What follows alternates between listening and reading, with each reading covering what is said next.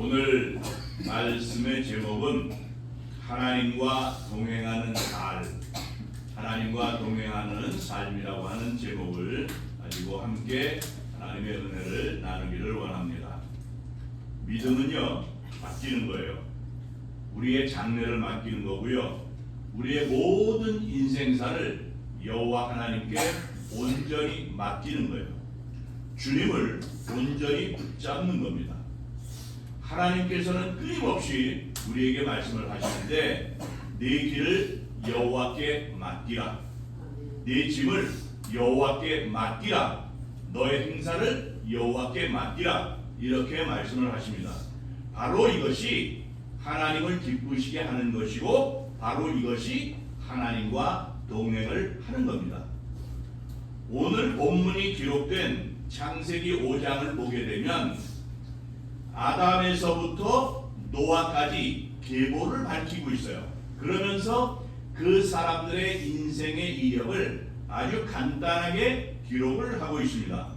누구는 몇 세에 누구를 낳고 얼마를 지내다가 얼마를 살다가 몇 세에 죽었다, 이렇게 얘기를 해요.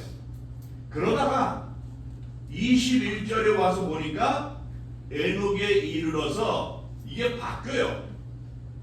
그러면서 에녹에 대한 설명이 첨가되고 있는 것을 보게 되는데, 에녹은 65세에 무드셀라를 낳은 후 300년을 하나님과 동행하더니 그랬어요. 에녹은요, 아담의 7대 손이에요. 그리고 노아의 친할아버지입니다. 이 에녹 이 사람이 이 땅에서 큰 업적을 일으키고 살았던 그런 사람이 아니에요. 300년간 하나님과 동행했다. 이것이 에녹 이 사람의 인생의 전부예요. 이 한마디를 하기 위해서 성경은 창세기 5장을 할애하고 있는 거예요. 이 한마디를 위해서 아담부터 노아까지의 족보를 기록하고 있는 겁니다. 여기서 보면 모든 사람은 누구를 낳고 얼마 동안 지냈다 그러잖아요. 지냈다, 다시 말하면 살았다, 이런 얘기죠. 그런데 유독이 에녹에게 와서는 동행했다 그래요. 함께 걸었다, 이렇게 이야기합니다. 그리고 등장하는 인물 모두에게 죽었더라, 이렇게 표현을 해요. 그런데 에녹에게만큼은 세상에 있지 아니하였더라, 이렇게 표현을 했어요. 우리가 창세기 11장을 보게 되면 창세기 11장에도 셈의 족보가 등장을 하는데 여기서는 죽었더라 이런 표현을 쓰지 않아요. 그냥 낳다, 누가 누굴 낳다, 이런 표현을 해요. 바로 아브라함의 족보를 보여주기 위해서 그런 거예요. 자, 그러면 왜 오늘 본문에서는 죽었다는 말을 계속해서 강조를 하고 있는 것이냐 하는 거예요. 그것은 바로 오늘 본문의 말씀 24절의 말씀이에요. 에녹이 하나님과 동행하더니 하나님이 그를 데려가심으로 세상에 있지 않았다라고 하는 이 말씀을 강조하기 위해서 그런 거예요. 여기서 동행한다라고 하는 말, 이 말은 함께 걷는다는 얘기잖아요. 동행, 함께 걷는다는 거예요. 함께 산책한다, 함께 산다, 그런 얘기예요.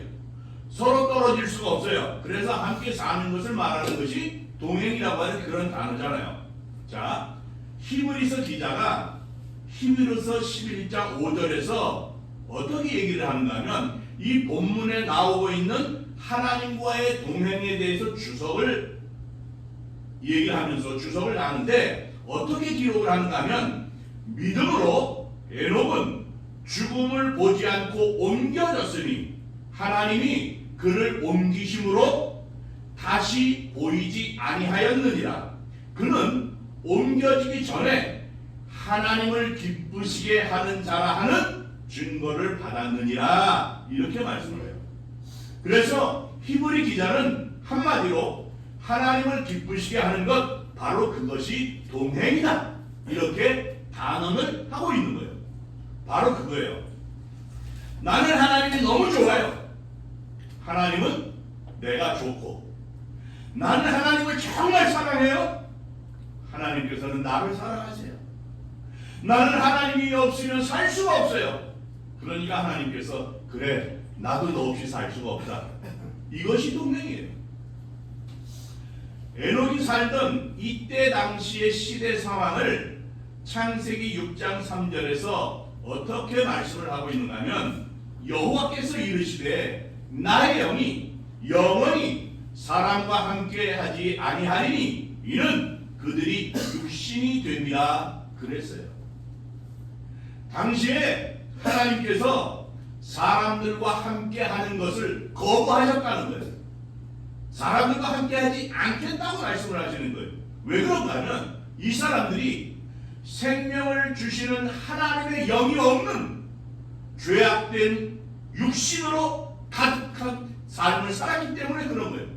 그래서 창세기 6장 5절을 보니까 5절 이하의 말씀을 보면 그 시대를 바라보시는 하나님의 마음이 어떤가 하는 것을 너무도 잘 표현을 하고 있어요.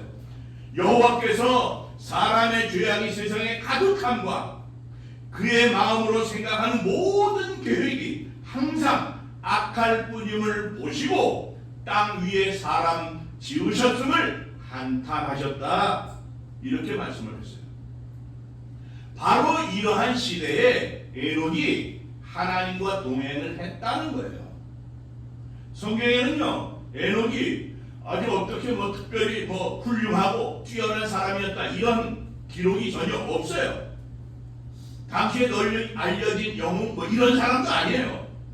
그런데 우리는 여기에서 에녹을 통해서 하나님께서 무엇을 원하시는지, 하나님이 원하시는 올바른 믿음 생활, 이것이 무엇이냐 하는 것에 대한 분명한 결론은 얻게 되는 거예요.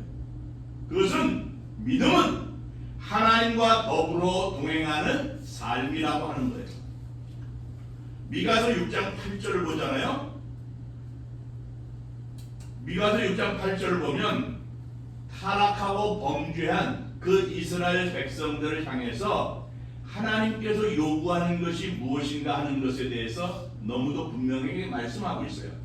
사람아, 주께서 선한 것이 무엇임을 네게 보이셨나니 여호와께서 네게 구하시는 것은 오직 정의를 행하며 인자를 사랑하며 겸손하게 내 하나님과 함께 행하는 것이 아니냐, 이렇게 말씀을 했어요. 그러니까 하나님께서 우리에게 요구하는 것이 무엇인가, 하나님께서 우리에게 요구하시는 올바른 믿음 생활이 무엇인가, 그것을 분명하게 가르쳐 주는데, 어떤 대단한 우리가 성경 지식을 막 쌓아가고 어떤 신비한 교리를 배우고 성경의 난해한 구절들을 막 설명할 수 있는 이런 것을 얘기하는 게 아니에요. 하나님이 원하시는 믿음 생활이 뭔가 하면 무조건 하나님이 좋아서 하나님을 따라가는 거예요. 여러분 룻기를 보잖아요. 그러면 그 룻기에 나오는 주인공 룻, 모압 여인이에요. 나오미의 며느리잖아요. 나오미의 아들들이 다 죽었어요. 룻도 혼자가 됐어요, 며느리가. 그러니까 시어머니 나오미가 니들 며느리 둘 다 네 족속에게로 가라, 그냥 네 좋은 길로 가라, 그래요. 그러니까 룻이 뭐라 그런가 하면 절대 난 그렇게 안 하겠다고 하면서 어머니를 붙잡지요. 어머니 하나님이 내 하나님이고 어머니의 백성이 내 백성입니다 하면서 어머니를 붙잡고 어머니를 따라가요. 마태복음 1장을 보니까 예수님의 족보에 들어가는 인물이 됐어요. 엘리사를 보세요. 엘리사는 엘리야를 끝까지 따라갔어요. 왜? 엘리야가 하나님의 사람이니까, 그걸 알았으니까. 아브라함은 모든 것들을 버려두고 하나님의 말씀을 따라갔어요. 하나님께서 내가 너에게 지시하는 것으로, 내가 너에게 보여줄 땅으로 가라 그럴 때 보통 아비 친척집을 다 따라서 하나님의 말씀을 듣고 순종해서 갔어요. 우리 주님 예수님의 제자들은 모든 것을 다 버리고 예수님을 따라갔어요. 그거예요. 올바른 믿음 생활이 생활이라고 하는 것은 하나님을 따라가는 거예요. 내가 지금까지 익숙했던 가치관이 있고요. 내가 지금까지 살아왔던 생활의 방식이 있어요. 이것을 버리고 성경이 보여주고 있는 새로운 가치관, 그걸 따라가는 거예요. 믿음은 내 성, 나의 성을 쌓아가는 것이 아니라 나의 성을 무너뜨리고 하나님의 왕국을 세워가는 거예요. 제가 처음에 서론에서 말씀을 드렸어요. 믿음은 맡기는 거라고 그랬어요. 우리의 장래, 우리의 모든 인생사를 여호와 하나님께 온전히 맡기는 거예요. 주님만을 온전히 붙잡는 거예요. 하나님께서 끊임없이 우리에게 말씀하시다고 그랬잖아요. 네 길을 여호와께 맡겨라. 네 집을 여호와께 맡겨라. 너의 행사를 여호와께 맡겨라. 바로 이것이 하나님과 동행하는 삶이고 하나님을 기쁘시게 하는 거예요. 보세요.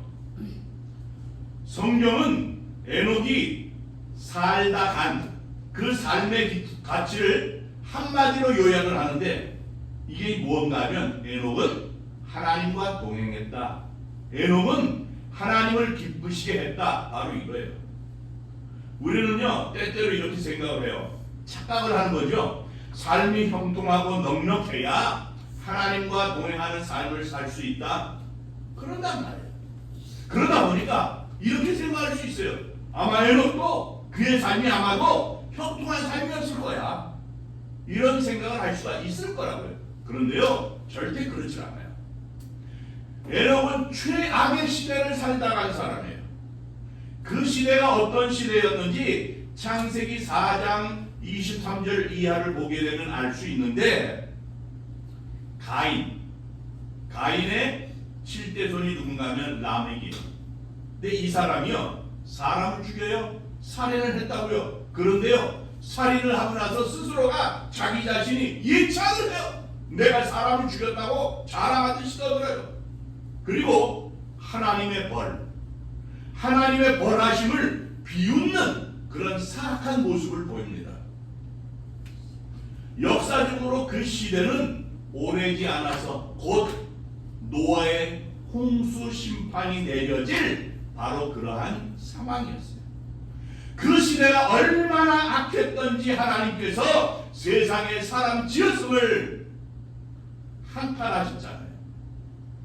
우리가 유다서 14절 이하를 보게 되면 에녹이 날마다 당시에 그렇게 널리 퍼져 있는 불경건함, 이것을 보고 에녹이 한탄을 했다고 해요. 경건하지 않은 사람들, 경건하지 않은 그 죄인들을 바라보면서 눈물로 심판을 선포하는 거예요. 그러면서 하나님께로 돌아오라고 호소했어요. 유다서를 보게 됩니다. 여러분, 오늘날 경건의 삶을 잃어버린 이유가 나 자신의 삶이 바빠요, 그렇기 때문이라고 핑계하는 사람들이 있죠. 그런데 에녹은 그러한 사람들을 향해서 책망하고 있는 거예요. 환경이라든가 이 현실이 좋지 못해서, 그래서 하나님과 동행하는 삶을 내가 잃어버리고 그죠? 세상과 동행하고 있다고 말하는 그러한 사람들에게 오늘 본문의 말씀을 책망하는 거예요. 오늘 본문의 말씀은 그러한 사람들을 향해서 책망하는 거예요. 부끄럽게 하는 거예요. 오늘날 세상이 너무도 악하기 때문에 내가 죄 속에 있을 수밖에 없어요 하소연하는 그러한 사람들을 에녹이 책망하고 있는 거예요.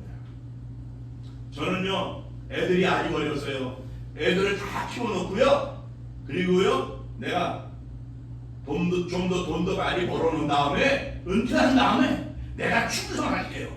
내가 그때 헌신하고 봉사하고 신실한 내가 신앙생활을 하겠습니다. 이렇게 말하는 사람들에게 에녹이 얘기를 해요.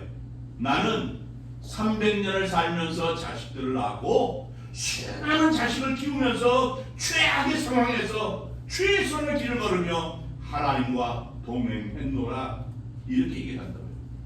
그래요. 그렇기 때문에 지금 해야 되는 거예요. 내가 병들어 있어도 병든 그 몸으로 하는 거예요. 돈이 없어도 없는 그 상태에서 하는 거고요. 믿음이 연약하면 없으면 없는 상태에서 연약한 그 모습으로 나아가는 거예요. 이게 경건이고요. 이게 하나님과 동행하는 모습이에요. 이게 하나님을 기쁘시게 하는 거예요. 에녹이요 65세에 무드셀라를 낳고 300년을 하나님과 동행했다고 그랬잖아요. 이때 당시에 산하 제한 이런 거 없잖아요. 300년 동안 자식을 낳았으면요 얼마나 많이 낳겠어요. 자식들이 아마 가족이 수백이 뭡니까? 엄청나게 많을 거예요. 그런데 그 많은 자녀들, 자식들을 키우면서 변함없이 하나님과 동행을 했다는 거예요. 최악의 시대예요. 최악의 환경 속에서 최악의 길에 서서 하루 정도, 한 달 정도, 한 1년 정도 하나님과 동행하면서 사는 게 아니에요. 300년을 변함없이 동행했다는 거예요. 그래서 우리를 부끄럽게 하는 거예요. 사랑하는 젊은 연인들이 열렬 뜨겁게 사랑할 때 서로 집까지 왔다 갔다 바래가지고 왔다 갔다 그러다가 시들해지잖아요. 가는 것만 보고 자기도 가요. 그러다 사랑하는 것이 냉랭해지면 뭐 오는 대로 자기가 먼저 간다는 거예요. 노래방에 갔어요. 100점을 받았어요. 열렬히 사랑할 때는 뭘 박수를 치면서 가수로 데뷔해도 되겠어 이래요. 시들해지잖아요. 그걸 뭐라 그러냐면 점수와 실력은 반대야. 사랑이 냉랭해지잖아요. 그러면 뭐라 그러냐면 아줌마 이 방 기계 고장난 것 같아요. 방 바꿔주세요. 그런데요. 웃자고 하는 얘기죠. 인생은 누구나 변덕쟁이. 그런데 에녹은 변함없이 하나님과 동행했다고요. 사실 에녹을 보자고요. 300년 동안 살면서 얼마나 많은 문제와 갈등이 있었겠어요. 그래도 이 사람은 변함없이 하나님과 동행을 했다는 거예요. 때로는 하나님께서 하시는 그 일이 이해가 되지 않을 때도 있을 거라고요. 자식 때문에 속이 상하는 일이 얼마나 많이 있었겠어요. 괴로울 때도 많이 있었을 거예요. 그러나 변함없이 이 사람은 하나님과 동행을 했다고요. 하나님 앞에서 변함이 없는 것, 그것이 하나님과 동행하는 거예요.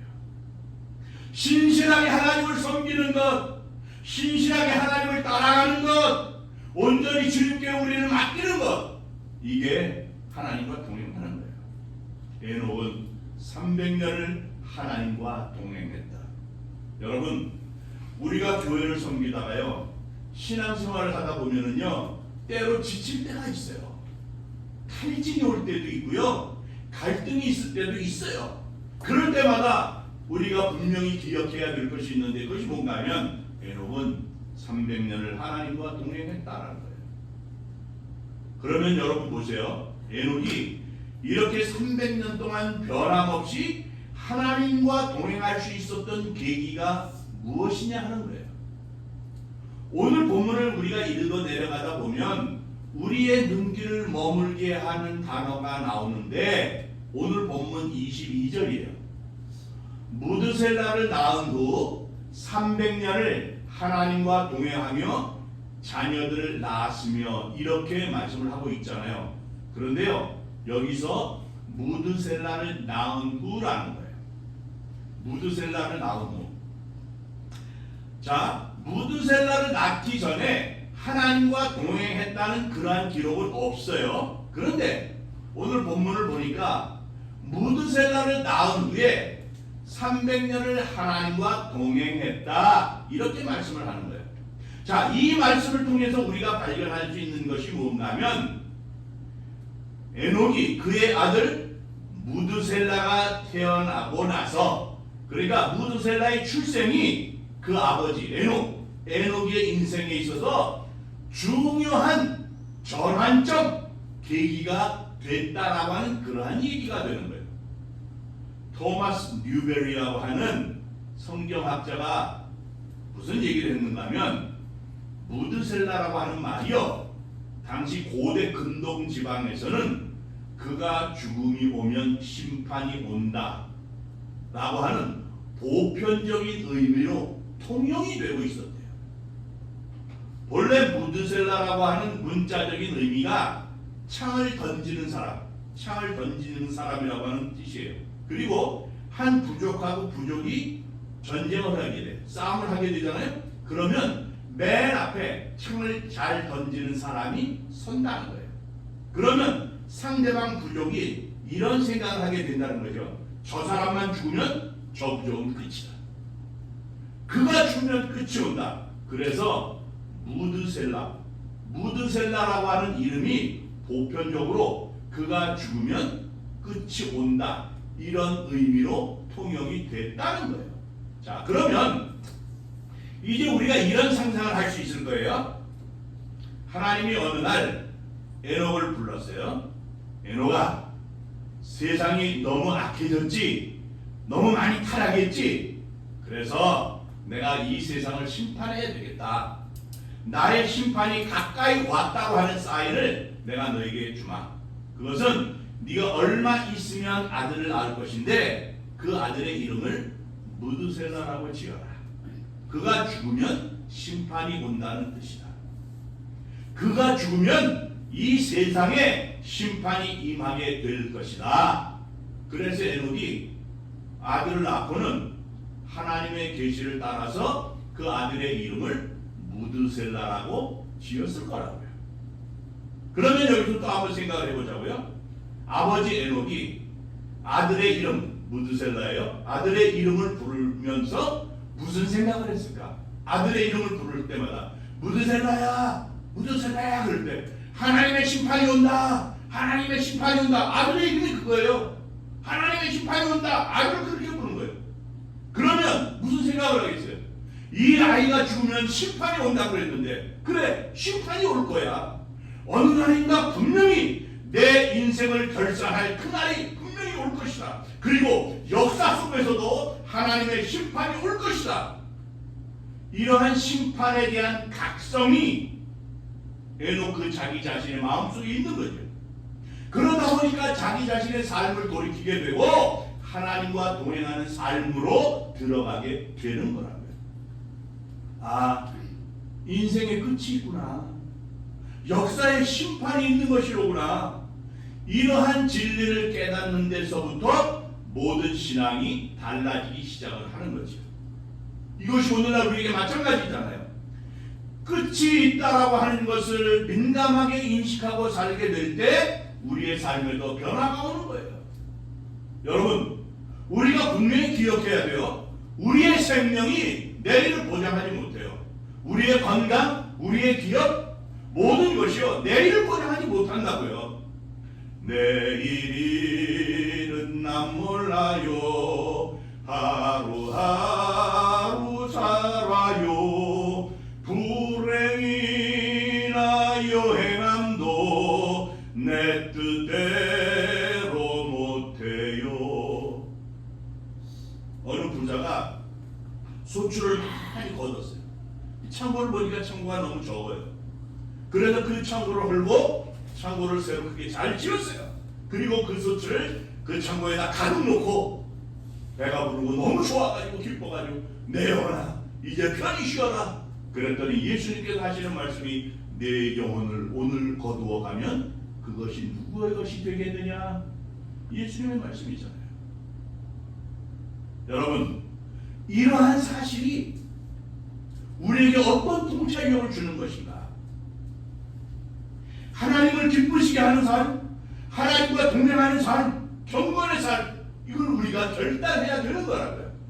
우리는 철저하게 하나님과 동행하는 삶을 살아야 되는 겁니다. 오늘 본문 25절 이하의 말씀을 보세요. 무드셀라가 187세에 라멕을 낳았고요. 라멕은 182세에 노아를 낳았어요. 창세기 4장에 나오는 가인의 7대손 라멕하고 동명이인이에요. 이름 같지만 다른 사람이에요. 무드셀라가 에녹의 아들 무드셀라가 187세에 라멕을 낳고 라멕이 182세에 노아를 낳았어요. 그러면 노아가 태어날 때 무드셀라의 나이가 369세예요. 187 더하기 182, 369세. 그런데 창세기 7장 11절 이하에 보게 되면 노아의 나이가 600세 되던 해에 홍수가 쏟아졌어요. 홍수로 심판했어요. 바로 이때가 무드셀라의 나이가 369세에서 600세를 더하니까 969세. 무드셀라가 969세에 죽었어요. 무드셀라가 죽자 홍수 심판이 내려졌다는 얘기예요.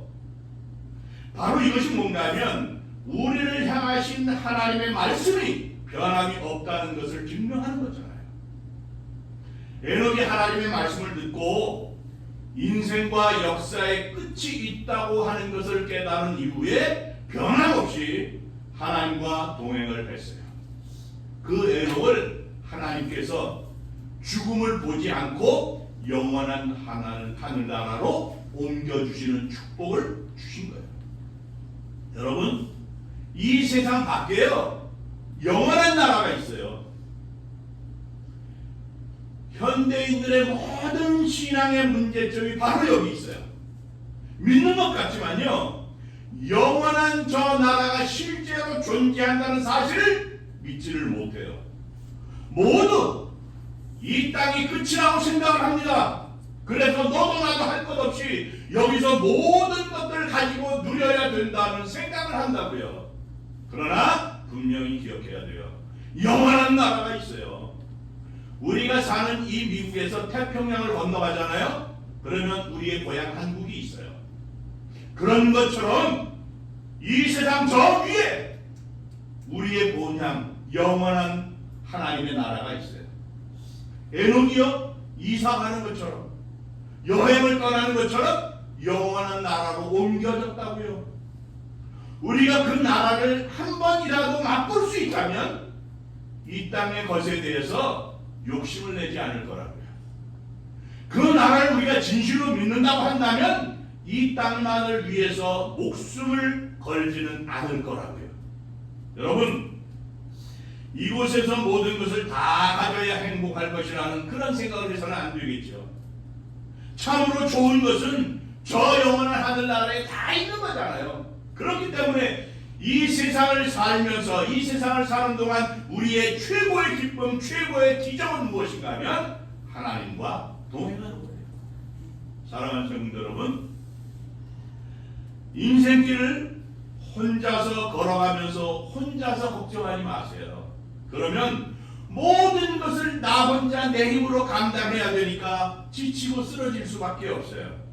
우리 곁에는 언제나 예수 그리스도께서 그분의 영이신 성령님으로 우리와 함께 계십니다. 그분과 동행하시기 바랍니다. 아멘. 주님께서 멈추라고 하면 멈추고, 쉬어라 그렇게 말씀을 하시면 쉬고, 달려가라 하시면 달려가면 되는 거예요. 여러분, 우리가 에녹이 하늘나라로 옮기움을 받기 전에 하나님을 기쁘시게 하는 자라고 하는 증거를 얻었잖아요. 하나님과 동행하는 그런 삶을 살았잖아요. 그런 것처럼 우리가 세상을 살아가면서 하나님을 기쁘시게 하는, 그래서 하나님과 동행하는 것이 무엇인지를 보여주는 그러한 인생을 살아가는 하나님의 백성들이 되시기를 주님의 이름으로 축원합니다.